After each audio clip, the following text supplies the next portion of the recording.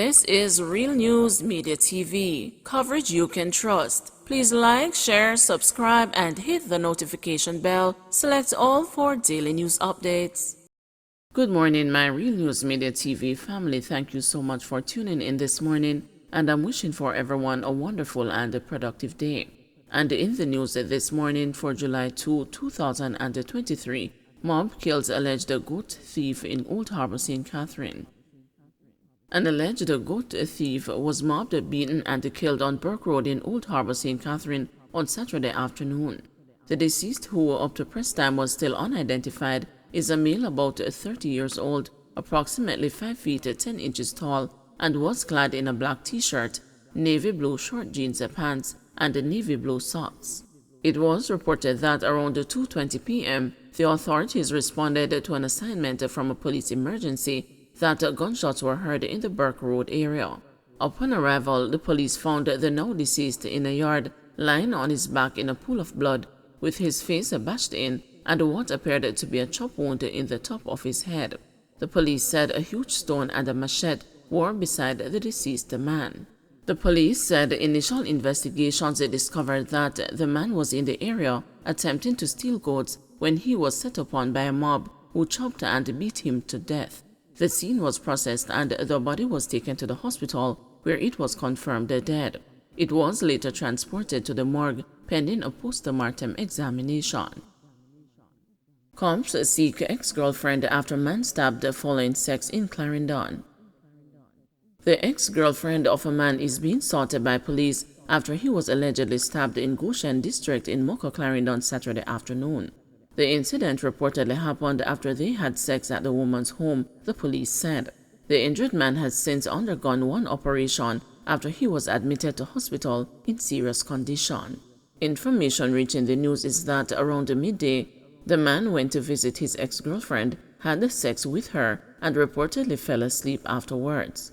Police said the man was awakened by a sharp pain to his back. When he opened his eyes, he saw his ex-girlfriend standing over him with a knife. He was then reportedly stabbed in his abdomen. He managed to escape and was taken to hospital. The police were summoned and briefly spoke with the injured man at the hospital after he was being attended to by the medical staff. The police said efforts are ongoing to locate and apprehend the ex-girlfriend. Curfew in St. Andrew communities extended. The curfew that was imposed in sections of the Zimbabwe, Admiraltown, and the Trenchtown communities in St. Andrew has been extended for an additional 48 hours. The extension starts at 6 p.m. Saturday, July 1, and will run until 6 p.m. Monday, July 3. The boundaries of the curfew are north along Russo Road from the intersection with Maxfield Avenue to the intersection with Lincoln Crescent, east along Lincoln Crescent from the intersection with Russo Road, continuing onto West Road to the intersection with Spanish Town Road, south along Spanish Town Road from the intersection with West Road to the intersection with Maxfield Avenue, west along Maxfield Avenue from the intersection with Spanish Town Road to the intersection with Russo Road at the northern boundary. During the curfew, all persons are required to remain within their premises unless otherwise authorized in writing by the ground commander. Some detainees charged following Friday's raid on religious compound. The news has been informed that at least 13 persons were charged on Friday evening following a raid earlier in the day on the Kahal Yahweh religious compound in Norwood, St. James. Senior Superintendent Vernon Ellis, Divisional Commander for the St. James Police, told the news that the individuals were charged for breaches of the Child Care and Protection Act. He said other individuals will be charged shortly. Javon Thompson, leader of the religious group, is expected to be among those charged according to a police source. Members of the security forces, assisted by officials of the Ministry of Health and the Child Protection and Family Services Agency, carried out Friday's raid on the compound following persistent allegations of abuse at the facility. 24 people, including Thompson, were arrested during the operation. There were 15 women among the detainees. Some of the detainees are also facing assault charges following allegations that some members were physically assaulted and the charges for breaches of the Marriage Act. The police conducted a similar operation at the compound on June 7, in which 23 children and 15 adults were removed amid allegations of child abuse.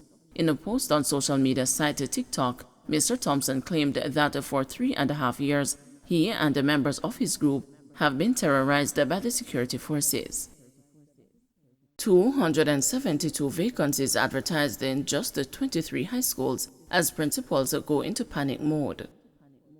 There is more to come, those in the industry have said, but already 272 teaching positions have been advertised across 23 high schools in the print media alone within the last week, with vacancies ranging from 4 to 21 at each school. President of the Jamaica Association of Principals of Secondary Schools, Lynn Wright, painted a picture of panic as he explained that principals were rushing to fill vacancies at their institutions ahead of the start of the new school year in September.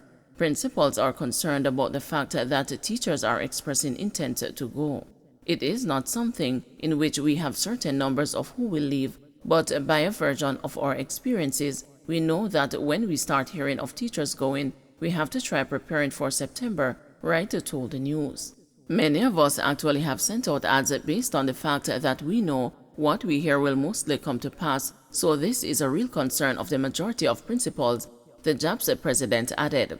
Advertisements placed by the administrators of Waterford High School in St. Catherine and the St. James Anchovy High School indicate the need for 20 and 21 teachers respectively. Importantly, those vacancies are seeking educators at the Caribbean Secondary Education Certificate and the Caribbean Advanced Proficiency Examination levels. The news search showed a high percentage of clear vacancy positions, which suggests that the positions were made so either by migration to North America or through retirement. While the migration of teachers is not new, Wright said that more educators have been expressing disappointment with the recent salary negotiations between the Jamaica Teachers Association and the government. On top of that, the JAP's president told the news that he believes another slap in the teachers' faces came after the massive controversial salary increase for parliamentarians. They felt betrayed by the Jamaica Teachers Association and the government. They felt betrayed by how the government took the kind of increases that they gave themselves, and based on where the teachers were, many of them figured that they weren't doing as well as they should be doing. So they have opportunities overseas that are more profitable, as they have always had, and they are not hesitating to leave, Wright said.